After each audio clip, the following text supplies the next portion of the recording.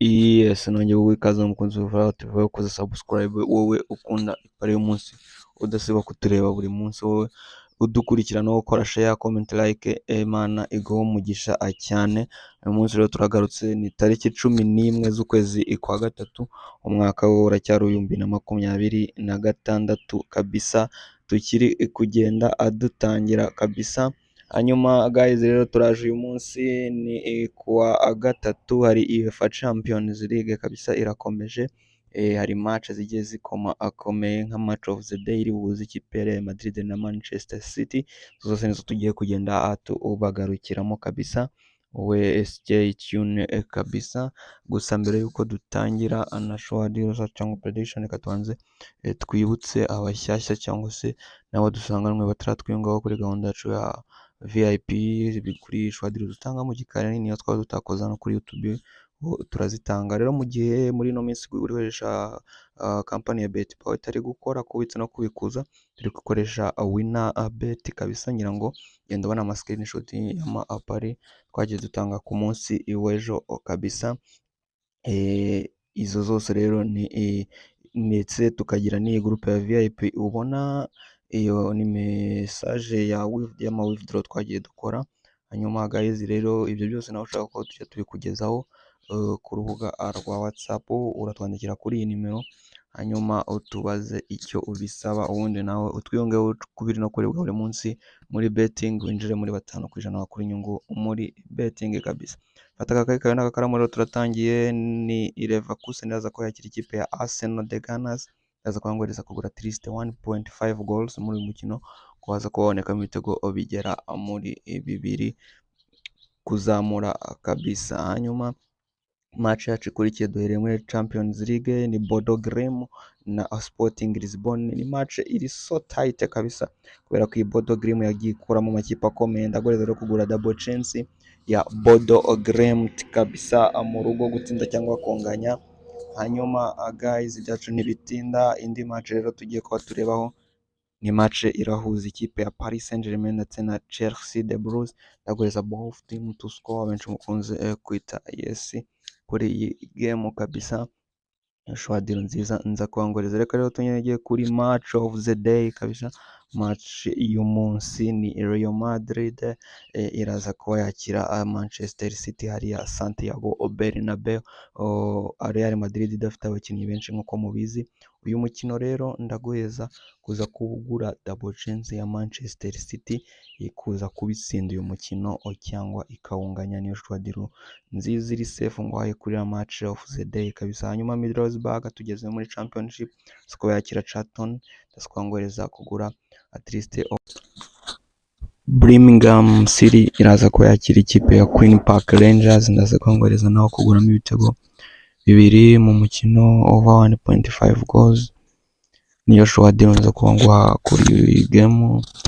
Hanyuma turacyakomeje ni pari munsi indi game, ni ikipe ya Norwich City iraza ko yakira ikipe ya Sheffield United, kohereza kugura double chance ya Norwich City iri mu rugo gutsinda cyangwa kwiza kuba inganya uyu mukino. Hanyuma indi game yacu ikurikira ni Oxford United iraza kubikina na Blackburn Rovers, ndaguhereza kugura under 3.5 goals, under ya 3.5 ko nta bitego bigera muri 4 biza kuba biboneka muri uyu umukino. Hanyuma rero indi game tugezeho ni game ya West Bromwich na Southampton, ndaguhereza kugura over 1.5 goals, over ya 1.5 muri uyu mukino. Hanyuma indi game yacu ikurikira ipari munsi cyakomeje nikomeza kumva ndi Gladiator. Hanyuma indi game ni game irahuza ikipe ya Coventry City ndetse n'ikipe ya Preston, ndaguhereza kugura win ya Coventry City muhira iraza kuba ibikora. Hanyuma rero turacyakomeje ni pari y'umunsi, indi game ni Wimbledon iraza kuba ikina n'ikipe ya Blackpool. Ndaza kwangwereza kugura anda ya 3.5 ko nta bitego bigera muri bine biboneka muri uyu mukino. Kubita rero twihuta cyane. Indi game irahuza ikipe ya Port Vale ndetse n'ikipe ya Bradford. Ndagwereza kugura double chance ya Port Vale kuza kubitsinda uyu mukino cyangwa ikawunganya. Indi game rero game irahuza NPP mu gihugu cya Misiri ndetse n'ikipe ya Zamalek. Ndagwereza kugura Zamalek gutsinda cyangwa kunganya. Hanyuma rero indi game irahuza ikipe ya ZFC ndetse n'ikipe ya Modern Sport. Ndagwereza kugura vaya 1.5 muri uyu mukino. Hanyuma indi match ni Feyenoord iraza kubikina na Twente. Ugura ko izi kipe ziraza kwinjizanya ni both team to score. Yes. Hanyuma Orlando Pirates yo muri South Africa iraza kubikina na Richards Bay.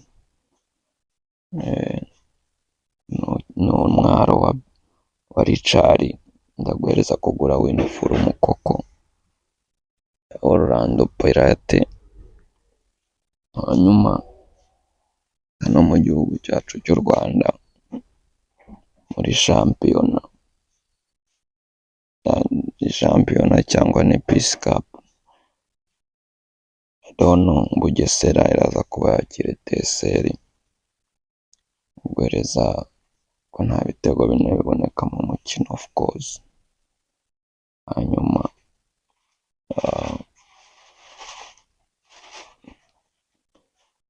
ikipe ya Gorilla FC zo kubikina na AS Kigali. Guhereza kugura Gorilla gutsinda uyu mukino cyangwa ikawunganya. Satira umusozo wacu w'ipari uyu munsi, reka dusoreze ku match irahuza ikipe ya Gasogi United ya KNC ndetse na APR FC. Uyu mukino ndaguhereza ko ubonekamo ibitego 2 n'ubuva 1.5.